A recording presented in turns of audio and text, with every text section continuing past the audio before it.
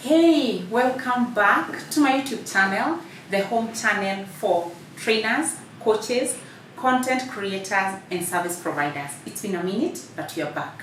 Today, I would like us to discuss what are the things that you should consider before quitting your job, especially if you do not have another job in waiting. And before I go far, I have a disclaimer. I'm not an expert in these issues, and I'm also not your guru in advising how to quit. I actually don't want to advise anybody to quit. I want to give my personal experience. I quit before having another job or having a mature business. And so the things I experienced, some were very painful, and I would like to share today so that if you have plans to quit, you don't have to go through what I went through. So that's a disclaimer, not telling anybody to quit. This is a personal journey, but if you have decided to quit, keep watching and keep subscribing. So what is the first thing that you should consider before quitting and you don't have another job? And my number one is always to ask yourself, why exactly am I quitting? Why exactly are you leaving your job? Are you leaving your job because you don't like it anymore? Are you leaving your job because you don't like your manager? Are you leaving your job because the industry is suffering? Are you leaving your job because somebody has promised you another job and has not yet given you a letter? Why exactly are you leaving your job? Are you leaving your job because it doesn't pay you well? And the reason I would like you to deeply think about it is because I've had people come for coaching, and when we evaluated their reasons for leaving their jobs, I don't think they should have left their jobs. And in this economy and where the world is today, it's very important to be mature about quitting. I'm not saying you should quit or you should not quit. I am saying we should be mature about it by deeply thinking, why are you quitting? And if the reason you are quitting could be, something you can work around, it could actually be your attitude. If you work on your attitude, then probably you will keep your job. It could be probably you don't like your manager. Is there something you can do to work out your relationship with your manager? It could be a colleague at work. Is there something you can do to work out that relationship? In essence, I want to say, weigh the pros and the cons of quitting your job. I've had people quit their job, and then the medical insurance and all that, the other insurances that they get, they cannot get them out here, and they end up suffering. I've had people quit their jobs with the intention of running businesses, then they come out here and discover that they really cannot run a business. And so what that makes you do is to go back looking for a job and giving you the same feelings that you're trying to run away from. So my number one for you to consider is, why are you quitting that job? If it's something you can work on, if it's something you can hire a coach to help you around, if it's something you can talk to your manager or your director, if it's something that you can do about and your job is better than quitting, then keep your job but improve on your skills. Number two, before you quit and you don't have another job on the side and you don't even have a business, how much money do you have to settle down? The money you have, will it help you cope until the next job comes around? And my dear ones, we need to consider that these jobs, sometimes they take too long to come. Probably there's a company that promised you a job, but they take too long before they recruit, before the recruitment process is complete. So before then, what will you be doing? How will you be surviving? You need to think, let me tell you, it can be extremely exhausting to try set up a new business with no coin in the bank, or with you seeing your money dwindling. You could have a lot of money. I worked for a corporate company in my country, Kenya. I earned good money. So by the time I left the company, I had some money in the bank, some good money in the bank. However, it's not interesting to watch your money dwindling day in, day out. It's dwindling and you don't have another source of income, so you are not adding to the basket. You're just taking out. It's not interesting, and that doesn't give you a peace of mind. And quitting your job should not be the reason why you lose your mind. And so I would like you to ask, have a conversation with yourself and come up with, how much money do I have before my next source of income? Can my family survive on this money? Will this make me live a lesser quality life than I was living? I want to talk to the men. If you're the breadwinner, and I don't know why they call it the breadwinner, I don't know. But if you're the breadwinner, or even it could be the lady who is the breadwinner, and you want to quit your job, and you don't have another job on the side, what will happen to your family? Will they continue to go to hospital where they were going? Will they continue to, will you continue to pay school fees? Will you be comfortable attending meetings? If it's a new business you want to start, will that money help you register a business, legally, because really don't get into trouble trying to have fishy businesses? Will that money help you register a business, manage an office, manage, your daily expenses? If you have a car, can you fuel that car until that time that you can get some more income? That's a sober conversation I would like you to have with yourself and with your spouse if you're married. I want to be a little vulnerable and say that at some point I needed to tell my spouse, I need your support in this and this area. But I was telling him when I had already quit.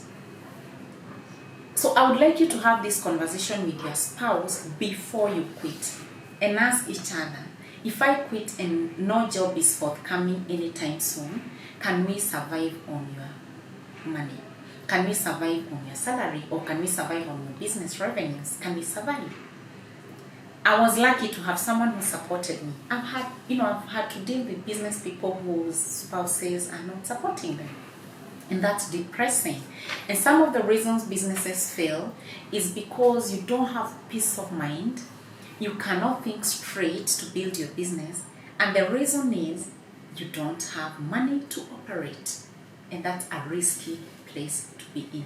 So don't forget that you have bills to pay, you have parents to look after, you have siblings to look after, you have family obligations, you have life obligations. You probably want to hire a coach, to help you move from one level to the other. Where is this money going to come from? So that's point number 2 I would like you to consider. Point number 3. And the reason I like you guys is because you follow this channel. And in this channel, I like to be vulnerable and I like to tell you the truth. Truth number 3, there will be social pressure. Social pressure because traditionally, having a job is a cool thing. Your parents told you, work hard, go to school, get a job. And so you've decided you no longer want to have a job. So social pressure is going to come. Your parents are going to ask you, so now you don't have a job, what is going to happen? What are you doing? This is the question I kept getting. So what do you do with your life nowadays? My parents, and I know the reason they ask is because they care about me. Your brothers and sisters are going to ask you, so you resigned from a very well-doing company to start a training business. How is it doing? Your friends who care about you and your relatives and your close circles are going to be asking you, so what are you up to, Betty? What are you up to? What is this business you keep telling us about? And that is social pressure. What that can do to you is to put pressure on you such that you start doubting your decisions. You start wondering, should I go back to my old job? Should I now apply to another corporate to employ me? Should I leave what I'm starting to build and go back to work because the pressure is too much? I have seen especially the men come and tell me, Betty, I actually left my job to start a business, but the pressure is too much. And when I dig deep, I get that, people are asking you, what are you up to? What are you doing with your life? Where will you get this and this and this from? And you see the problem comes in when, you have friends, you have relatives, there are these functions that people need to, contribute some money, and you have none. Or you go out with your friends and you cannot have a drink and you make them feel uncomfortable. And so they start asking you the real deep, hard questions. What are you up to? These questions are not meant to hurt you. In fact, they don't ask you intentionally meaning to hurt you. They ask because they care. However, that pressure can again intentionally hurt you and put pressure on you such that you start feeling, I think I need to look for another job. And now that's a zero-based game. It's a zero-sum game, because you get back to the same job that you're trying to run away from, the same problems, and you don't develop. So before you quit your job without another one lined up, kindly note there shall be social pressure, and decide how you're going to deal with that. And lastly, my point number 4, before you quit your job, to go and look for a job once you've already quit, or to go start a new business, kindly note from Coach Betty Mwaura, it shall be emotionally draining, it will be stressful, sometimes you're going to be filled with doubts, and sometimes you're going to wonder, what happened to me? What happened to my decision-making skills? And you're going to have that turmoil within yourself. So it's going to take up your emotional strength. And the reason you should prepare for that is because it's going to take a lot of hard work to get a new job or to start a new business. Let me talk about business, because that's what I do. Business, if you want to quit your work so that you start a business so that you can sleep a little bit more, please keep your job. If you want to start a business so that you stop getting stressed by your boss, please keep your job.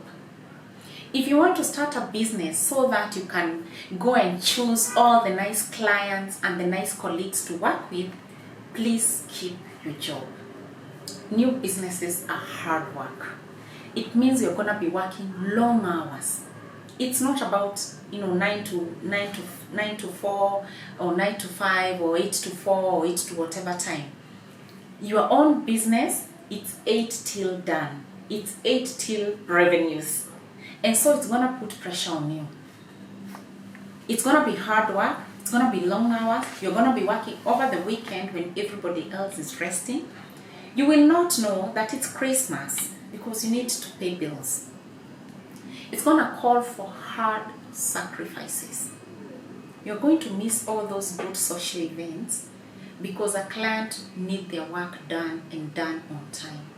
You're going to miss family events. You're going to miss your sister's birthdays and all those things. Are you strong enough?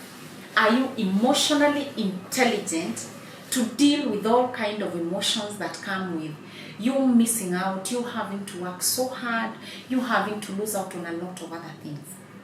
Are you mentally prepared? I tell all my coaches that you need mental toughness to run a new business. You need maturity of the highest degree to run a new business. And so, before you quit your job that you like, we are getting into a new year. I know a lot of you have the plans to quit. Kindly consider those points. And to get more of this, if you're interested in any of these kind of videos that I'm going to be doing, mostly for coaches and would-be coaches, content creators, service providers, corporate trainers, and that kind of a thing, consider subscribing and keep it here. Thank you very much for joining me. I'll see you in the next video.